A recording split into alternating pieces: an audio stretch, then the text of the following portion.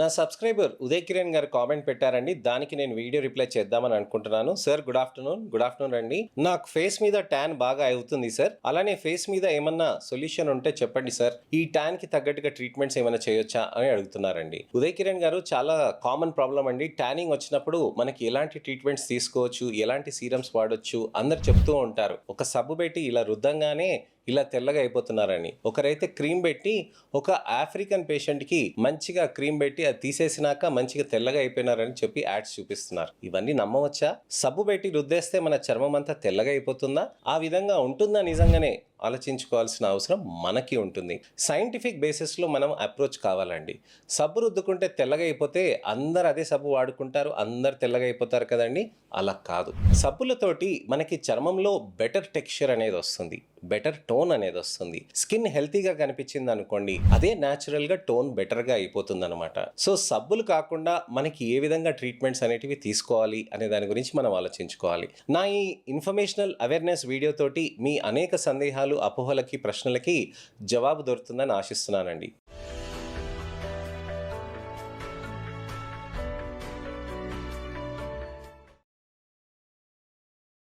నేను మీ doctor Raj Kireet, Celesti skin laser and hair clinic, Jubilee Hills, LB Nagar, Kokapet మరియు సన్ సిటీలో chief and founder dermatologist and hair transplant సర్జన్గా ప్రాక్టీస్ చేస్తున్నానండి. చాలా మందికి ఈ మధ్యకాలంలో యాడ్స్ చూస్తూ ఉంటారు, నా దగ్గరికి వస్తారు. సార్ నేను ఇలాంటి సోప్ వాడుతున్నాను సార్ అని బ్రాండ్ పేరు చెప్తారు. ఈ బ్రాండ్ సబ్బు వాడినాక నాకు అయినా కానీ తెల్లగాలే సార్ అని అడుగుతారు. సింపుల్ ప్రశ్న నేను అడుగుతాను, సబ్బు వాడితే తెల్లగా అయిపోతామా? మనం ఏమైనా బట్టల రిన్ సబ్బు పెట్టి మనం అలా యూస్ చేసేస్తే తెల్లగా అయిపోవటానికి? అలాంటప్పుడు రిన్ సబ్బే యూస్ చేయొచ్చు కదా, అలాంటప్పుడు విమే వాడొచ్చు కదా? అలా కాదు కదండి. డిటర్జెంట్స్ అనేటివి మనకి చర్మానికి ఒక విధంగా హార్మ్ఫుల్గా ఉంటాయి. అందుకోసమనే డిటర్జెంట్స్ అనేటివి మనకి సిండేట్ బార్స్ అనేటివి వాడతారనమాట. సిండేట్ బార్స్ అంటే ఏంటి?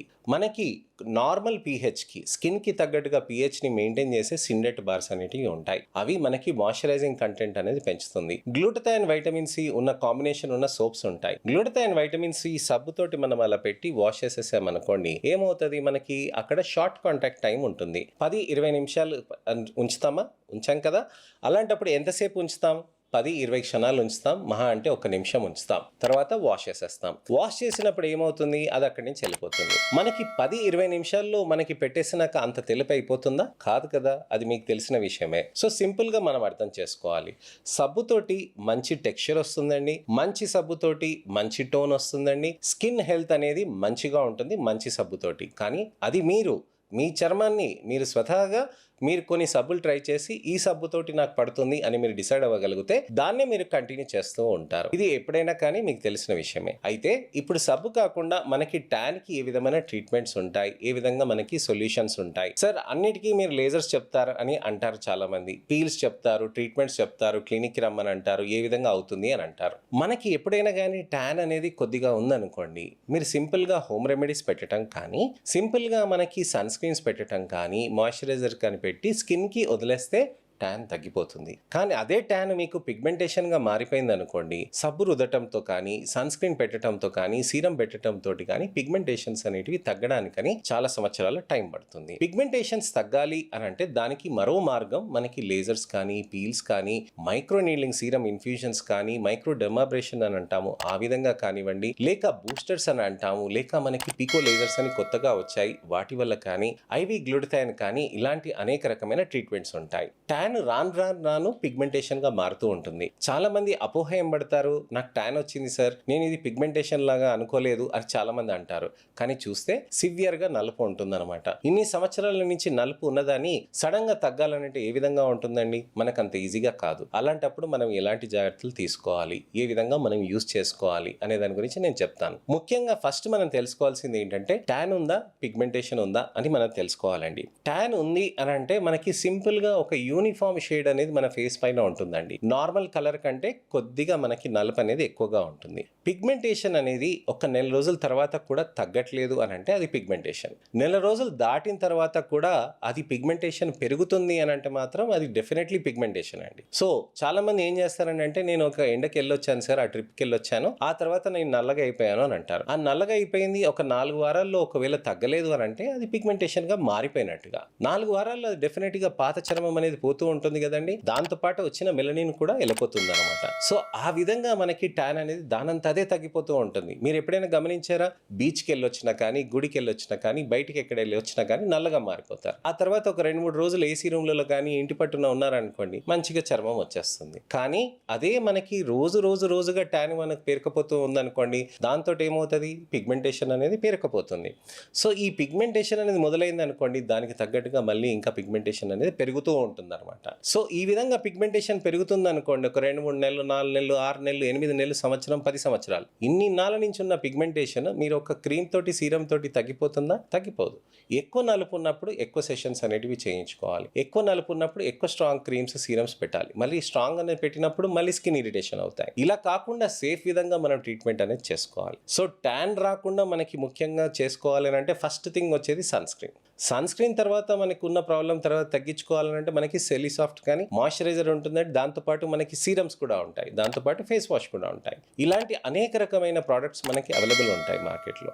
సో ఇలాంటి ప్రోడక్ట్స్ మనం వాడుకుంటూ ఉంటాం. అలాంటప్పుడు పిగ్మెంటేషన్ తగ్గుతుందా? తగ్గదు. పిగ్మెంటేషన్ తగ్గాలి అని అంటే మనం లేజర్స్, పీల్స్ అనేటివి చేయాలి. ఎందుకు చేయాలి? అసలుకి సీరమ్స్ పెట్టుకుంటే పోదా అని చాలామంది అడుగుతూ ఉంటారు. ఎప్పుడైనా కానీ చర్మంలో పైన పొర, కింద పొర ఉంటుందండి. చర్మంలో పైన పొర అనేది మనకి ఎప్పుడు కూడా నలుపు ఇక్కడ ఈ పై భాగంలో మనకి పేరుకుపోతూ ఉంటుంది. కింద భాగంలో మనకి నలుపు ఉండదు, కానీ కొల్లాజన్ డీనేచరేషన్ అనేది ఉంటుందన్నమాట. లేజర్స్ ఏం చేస్తాయి? చర్మంలో ఉన్న నలుపుని కరగదీస్తుంది. గుర్తుపెట్టుకోండి, నలుపుని మాత్రమే టార్గెట్ చేస్తుంది. మెలనోసైట్, నల్ల కణాన్ని ఎప్పుడు కూడా టార్గెట్ చేయదు. ఈ విధంగా నల్ల కణాన్ని మనకి టార్గెట్ చేయకుండా మనకి నలుపుని టార్గెట్ చేసిన దాంతో మనకు అక్కడ నలుపు అనేది కరిగిపోతూ ఉంటుంది అనమాట. సో ఈ నలుపు అనేది కరిగిపోతూ ఉంటుంటే మళ్ళీ హెల్తీ మెలనిన్ అనేది వస్తూ ఉంటుందండి, ఎందుకంటే నల్ల కణం ఇంటాక్ట్గా ఉంది. సో అలానే చర్మం కింద పొరలో మనకి కొల్లాజన్ అనేది ఉంటుంది. ఈ కొల్లాజన్ అనేది ఏమవుతుంది? అక్కడ లేజర్ తోటి మనకి స్టిమ్యులేట్ అవుతుంది అనమాట. అక్కడ కొల్లాజన్ స్టిమ్యులేట్ అయినప్పుడు మనకి స్కిన్ లో సాఫ్ట్నెస్ అనేది పెరుగుతూ ఉంటుంది. పీల్స్ అనేటివి ఏ విధంగా హెల్ప్ చేస్తాయి? పీల్స్ అనేటివి చర్మంలో మనకి పైన పొర, కింద పొర ఉంటుంది కదండి, నలుపు అక్కడ తగ్గడానికని కణాల మధ్యలోంచి అక్కడికి వెళ్ళిపోయి అక్కడంతా కరగదీస్తుంది అనమాట. సో ఈ నలుపు కరగదీస్తుంది కదండి, ఈ నలుపు కరగదీసిన దాంతో మనకు అక్కడ నెమ్మదిగా బెటర్గా అవుతుంది అనమాట. సో చర్మంలో మనకి నలుపుని కరగదీయాలి అని అంటే లేజర్ పీల్స్ కాంబినేషన్స్ చేయాలి. నెలకు ఒకసారి మనకి 6 నుంచి 8 నెలలు చేయాలండి. ఎక్కువ పిగ్మెంటేషన్ ఉందనుకోండి, అప్పుడు ఆ నలుపుని మనం ఎక్కువ నెంబర్ ఆఫ్ సెషన్స్ చేసుకోవాలి. ఎక్కువ నెంబర్ ఆఫ్ సెషన్స్ మనం చేసుకొని 4వ సెషన్కి 5వ సెషన్కి మనకి రిజల్ట్ కనిపిస్తుందా లేదా మనం నిర్ణయించుకోవాలన్నమాట.